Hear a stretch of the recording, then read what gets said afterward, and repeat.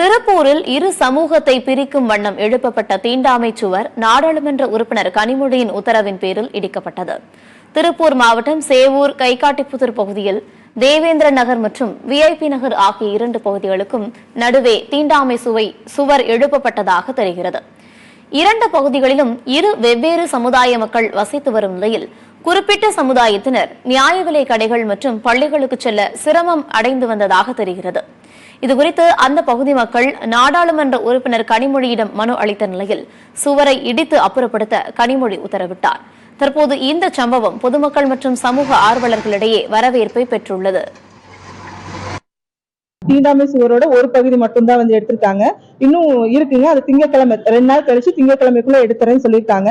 Madam நாங்க திருப்பி இதை சொன்னோம், நன்றி சொன்னோம். இந்த மாதிரி எடுத்துட்டாங்க நீங்க சொன்ன உடனே அப்படின்னு சொன்னாங்க. திங்கட்கிழமை முழு தீண்டாமை சுவரு எடுக்கல அப்படின்னா எங்களுக்கு தகவல் சொல்லுங்க அப்படின்னு சொல்லியிருக்காங்க. கேட்ட உடனே ஜஸ்ட் அப்ளிகேஷன் கொடுத்த உடனே இவ்வளவு சீக்கிரமா எங்களுக்கு இந்த இதுக்கு ஒரு தீர்வு வந்தது எங்களோட 20 வருஷ போராட்டத்துக்கு இன்னைக்குதான் ஒரு விடி வந்திருக்கு மேடம் மூலமா. அதனால நான் கனிமொழி மேடத்துக்கு தேங்க்ஸ் சொல்றேன்.